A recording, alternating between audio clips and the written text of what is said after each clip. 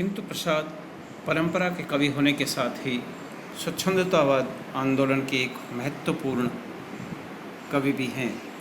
वे छायावाद के प्रमुख कवि माने जाते हैं। उनके काव्य में सक्षम स्वच्छंदतावादी प्रवृत्तियां भी उतनी ही महत्वपूर्ण हैं।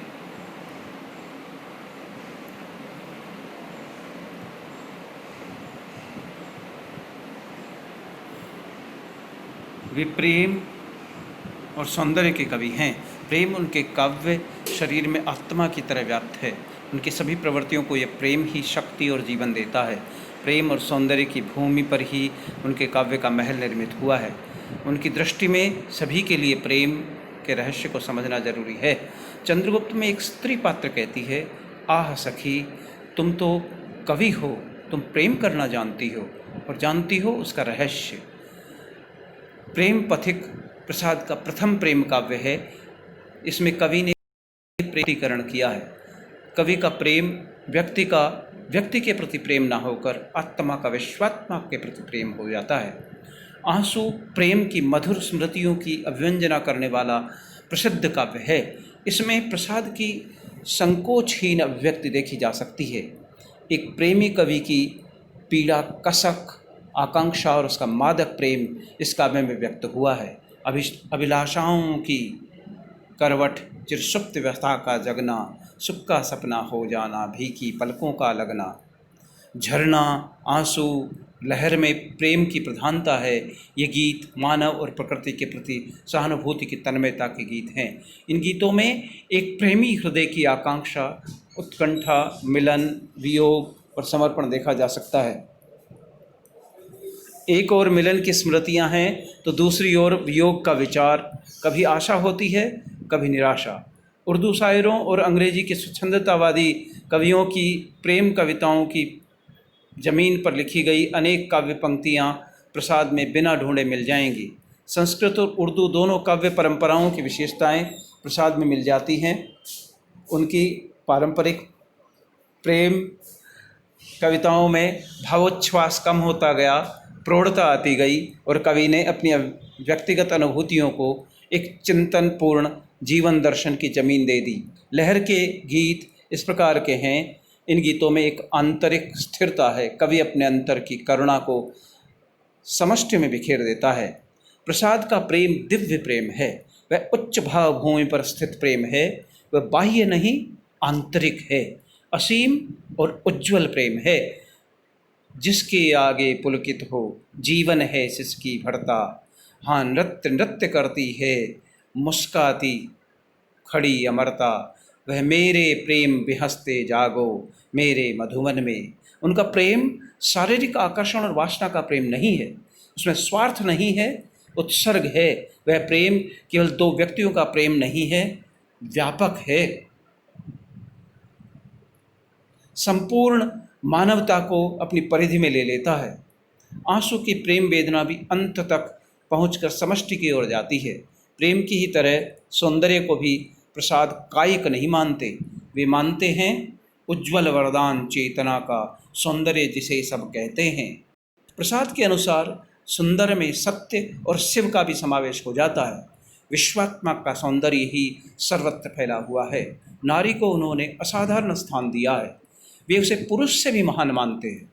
अजातशत्रु में वे कहते हैं, वह जो स्नेह, सेवा और करुणा की मूर्ति है, सांत्वना के लिए अभय वरद हस्त है, मानव समाज की सारी वृत्तियों की कुंजी है, विश्व शासन की एकमात्र अधिकारिणी प्रकृति स्वरूपा है। उसके राज्य की सीमा विस्तृत है और पुरुष की संकीर्ण।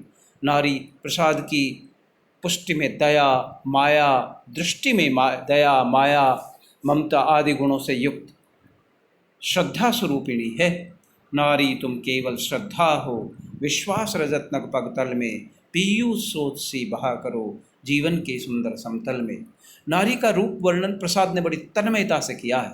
आंसू और कामायनी दोनों के नायिकाओं का रूप ऐश्वर्य अत्यंत मनोहारी है। आह जब पश्चिम के व्योम बीच जब घिरते हों घनश्याम, अरुण रवि मंडल उनको भेद दिखाई देता हो छविधाम। प्रसाद की प्रेम कविताओं में ऐन्द्रिकता भी है और रहस्यात्मकता भी। कवि को प्रकृति के प्रत्येक कण में अपने प्रियतम की ही सत्ता दिखाई पड़ती है। ये संपूर्ण सृष्टि उसी परम सुंदरी की अभिव्यक्ति है। सृष्टि के इस सौंदर्य के प्रति कवि का आकर्षण उसी के प्रति आकर्षण है। सूफी कवियों के प्रेम और सौंदर्य चित्रण में इस प्रकार की रहस्यमयता प्राप्त होती है। सादगी, प्रेम भावना सूफियों से मिलती है। वस्तुतः वेदी युगीन नैतिकता की कठोरता में प्रेम कविताओं के लिए कोई गुंजाइश नहीं थी। ऐसा लगता है जैसे कवि ने परंपरागत सामाजिक मान्यताओं के प्रहार से बचने के लिए आंसू के दूसरे शब्दों को इन्हीं से आध्यात्मिक रहस्यवादी बना दिया। वेदी युगीन कविता प्रेम और श्रृंगार के वर्णन से कतराती रही। उसमें प्रेम का चित्रण बहुत स्थूल और इतिवृत्तात्मक है। प्रसाद ने प्रेम और सौंदर्य का उदार और शुभ वर्णन किया है। उनका प्रेम रहस्य और आदर्श की जमीन पर पहुंचा हुआ है। यही उनकी कमजोरी भी है। वह दिव्य होने के चाह में अशरीरी हो जाता है। प्रसाद के प्रेम सौंदर्य चित्रण में लाज, आलस, मौन आदि शब्दों का प्रयोग होता है। ये शब्दावली प्रेम और सौंदर्य को एक प्रकार के स्वप्न संसार में ले जाती है। तुम कनक किरण के अंतराल में लुक छिप कर चलते हो क्यों? हे लाज भरे सौंदर्य बता दो, मौन बने रहते हो क्यों? श्रद्धा का सौंदर्य कहीं कहीं इतना सूक्ष्म हो जाता है कि उसका रूप ही नहीं बन पाता। प्रसाद जिस युग में पैदा हुए थे वह भारतीय पराधीनता का युग था। प्रसाद ने राष्ट्रीय गौरव का चित्रण करते हुए भारतीयों में राष्ट्र प्रेम की भावना की कोशिश की। प्रसाद के संपूर्ण साहित्य में भारतीय राष्ट्रीय जागरण की चेतना मुखर हुई है। ये चेतना छायावादी कवियों में सबसे अधिक प्रसाद में है।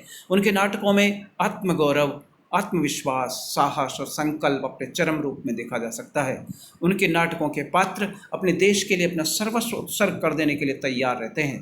प्रसाद के नाटक उनकी राष्ट्रीय चीत के प्रति उनके अनुराग के लिए विख्यात हैं। उनमें नाटकों में प्रसाद ने भारतीय इतिहास के गौरवमयी पृष्ठों को अपनी कल्पना से एक बार पुनः उजागर किया है। विषय है मेरी इच्छा भारतीय इतिहास के प्रकाश में उन घटनाओं का दर्शन कराने की है जिन्होंने हमारी वर्तमान स्थिति को बनाने का बहुत प्रश्न किया है। इसमें कोई संदेह नहीं कि प्रसाद ने अपने इस लक्ष्य को पूरा किया। चंद्रगुप्त में एक विदेशी महिला के द्वारा भारत का गुणगान कराते हैं। अरुण ये मधुमय देश हमारा, जहाँ पहुँच अनजान क्षितिज को मिलता एक सहारा। काव्य में भी प्रसाद की ये राष्ट्रीय चेतना देखी जा सकती है। उन्होंने मनु, बुद्ध और महाराणा प्रताप जैसे भारतीय महापुरुषों को अपने काव्य का विषय बनाया। लहर में संकलित शेर सिंह का शस्त्र समर्पण, पेशोला की प्रतिध्वनि शीर्षक कविताएं राष्ट्र प्रेम से ओतप्रोत कविताएं हैं। उनमें भारतीय इतिहास के गौरव को चित्रित करने की कोशिश की गई है। महाराणा का महत्व में राणा के उदार पर आक्रमण करके प्रसाद ने भारतीय संस्कृति के आदर्शों को प्रस्तुत किया है। कामायनी की पृष्ठभूमि भारतीय इतिहास का प्राचीनतम कार्यकाल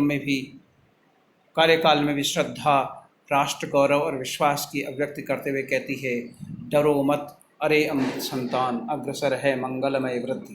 प्रसाद के काव्य में जिज्ञासा प्रारंभ से ही मिलती है। वही जिज्ञासा कवि को आगे रहस्य की जमीन पर ले जाती है। कानन कुसुम की विनय संबंधी रचनाएं भी किसी परोक्ष सत्ता को स्वीकार करती है। वे रहस्य की ओर बढ़ती कविताएं हैं। झरना में कवि किरण को संबोधित करके कहता है, प्रकृति के संपूर्ण व्यापार के पीछे किसी रहस्यमयी शक्ति की प्रेरणा महसूस करते हैं। इसी प्रकार के प्रश्न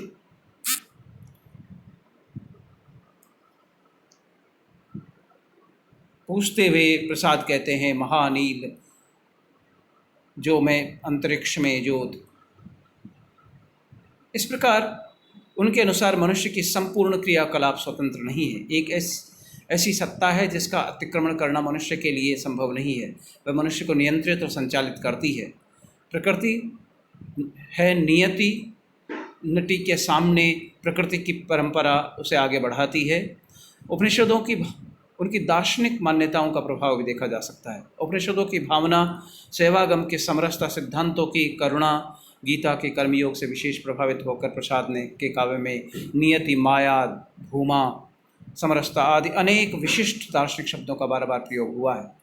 प्राचीन चिंतन से प्रसाद बहुत प्रभावित हैं। शायद इतने गहरे प्रभावित आज न कोई और भी कवि नहीं हुआ है। संपूर्ण समय में उनका चिंतन हमेशा दर्शन की उच्च भूमियों को स्पर्श करता है। प्रसाद का और इस दर्शन में वे भारतीय दर्शन और साहित्य दोनों का समन्वय करते हुए प्रतीत होते हैं। वह उनकी चेतना का सर्वोत्तम उदाहरण उनकी कृति कामायनी में मिलता है।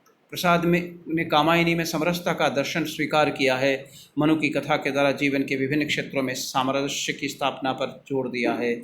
सामरस्य और संतुलन के प्रभाव में ही मनु जीवन में अनेक कष्टों और विघ्न बाधाओं से गुजरते हैं। श्रद्धा मनु के प्रति अपने को समर्पित कर देती है। वे उसे छोड़कर चले जाते हैं। वे इला को भी समझने में असफल होते हैं। नारी की सत्ता को समझने में भूल करते हैं। तुम भूल गए पुरुषत्व मोह में कुछ सत्ता है नारी की। ऐसे समय में श्रद्धा के अनुसार नारी और पुरुष दोनों एक दूसरे के पूरक हैं। दोनों के सामंजस्य के बिना आनंद की प्राप्ति संभव नहीं है। कामायनी में मनु और श्रद्धा का मिलन दो प्रवृत्तियों का भी मिलन है। मनु व्यक्तिवादी, अहंकारी, सदाचारी और निरंकुश हैं, तो श्रद्धा लोकमंगल की भावना से उत्प्रोत और सात्विक आदर्श की प्रतीक है। इस प्रकार दोनों में ये सद्भाव जब विकसित होता है तो अंततः कहीं सुख दुख के सामंजस्य की चर्चा प्रसाद ने अपने संपूर्ण साहित्य में स्थान स्थान पर की है। व्यक्ति में आशा, निराशा, हर्ष, शोक दोनों विरोधी भावनाएं मौजूद रहती हैं। उनके आरंभिक नाटकों और कहानियों और काव्य सभी में मौजूद है। प्रसाद ने अपने सामरस्य दृष्टि पर भारतीय दर्शनों के प्रभाव में, जिनमें भारतीय वेदांत और प्रतिभिज्ञ दर्शन है, उनके साथ उपनिषदों में की आत्मा और परमात्मा की एकता को भी स्वीकार किया है। वे सांख्य दर्शन की प्रकृति और पुरुष के सहयोग से भी सृष्टि का सृजन मानते हैं। इस प्रकार प्रसाद विश्व के लोकमंगल के प्रवृत्ति को छायावाद और कामायनी के माध्यम से वाणी देते हैं।